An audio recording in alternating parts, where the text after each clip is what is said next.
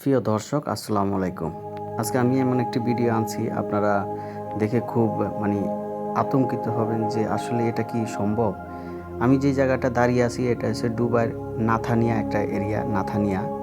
নাথানিয়া এরিয়াতে আমাদের বাংলাদেশি অনেক গরিব অসহায় ভাইয়েরা এখানে কাজ করে বেড়ান। এখানে আমাদের এই জায়গায় আসলে আপনি অনেক বাংলাদেশি দেখতে পাবেন, অনেক বাংলাদেশি ছেলেরা যাদের কাগজপাতি নেই, যারা মেন শহরের ওদিকে ছিল, তারা মনে করেন যে এই গ্রাম সাইডে চলে আসে। এটাও শহরের মতোই নাথানিয়া এরিয়া। তো এখানে মনে করেন আমাদের বাংলাদেশের মতো রিক্সা দেখতে পাবেন, তারপরে আমার বাংলাদেশি অটোর মতো এগুলা দেখতে পাবেন। মানে এই কালচারগুলা মানে মেন আঙ্গ বাংলাদেশের মতোই। এই নাথানিয়া এরিয়া যারা আইছেন তারাই বুঝতে পারবেন। তো আমি হঠাৎ এদিক দিয়ে যাওয়া ধরছি, দেখলাম যে আমাদের বাংলাদেশি দুইটা ভাই কাজ করতেছে, একদম অসহায়।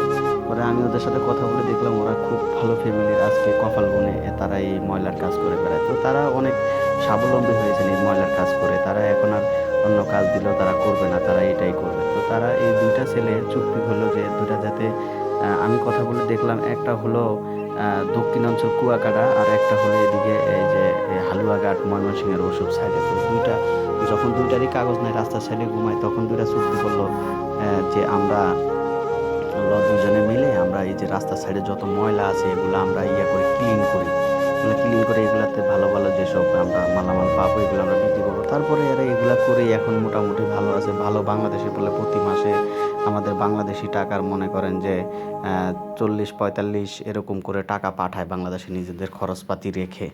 তো আসলে এই নাথানিয়া এরিয়াতে আসলে আপনি বুঝতে পারবেন, যারা এসেছেন এই এরিয়াতে আমাদের গ্রামের মতো, আমাদের দেশের মাটির মতো মনে করেন যে এরিয়া। এখানে আমাদের অনেক বাঙালি ছেলেপেলেরা কাজ করে, অনেক ছেলেপেলেরা এদিকে কেউ গাড়ি চালায়, কেউ ভ্যান চালায়, কেউ মনে করেন যে এই টুকটাক ইত্যাদি। দেখছেন রাস্তাঘাট কত ক্লিন, এসব জায়গায় মনে করেন যে এসব ছেলেরা এই ময়লাগুলা মনে করেন পরিষ্কার করে। ময়লাগুলা নিয়ে বড় একটা ওদিকে ঝিল আছে, ডাস্টবিন আছে, ওখানে ফালায়।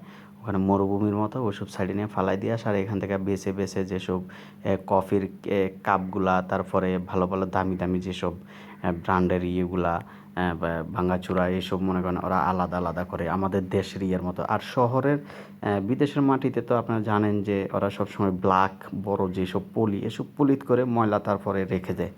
কারণ এটা তো বাংলাদেশ না, রাস্তার উপর ফুটপাতে ফালায়।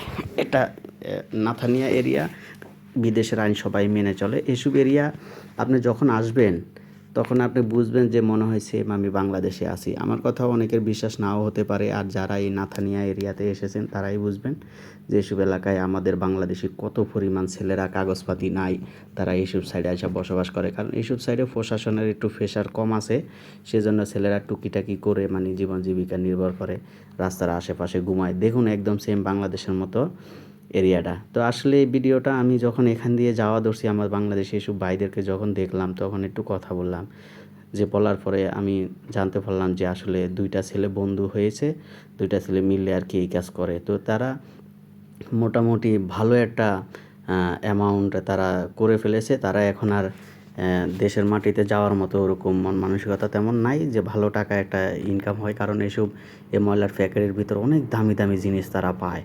কারণ ফরেনিয়ার মানুষ, বিদেশি মানুষ, সৌদির এসব দুবাইয়ের এসব এলাকার মানুষ দেখা যায় একটা ল্যাপটপ সমস্যা হয়েছে, এই ফ্যাক্টরির মধ্যে ফালাই দিছে, এটা তারা নতুন একটা কিনে নেবে। কারণ এটা ঠিক করাইতেও অনেক টাকা খরচ আছে। সেজন্য এরা এইসব অনেক দামি দামি মানে ভালো ভালো মাল পায়। এগুলা কী করে, তারা একটু সাইটে যায় ভালো একটা দোকানে বিক্রি করতে পারে, কিংবা অনেক কিছু পায়। এমনও গেছে বলে সৌদির যে ইয়ে মানে কি বলে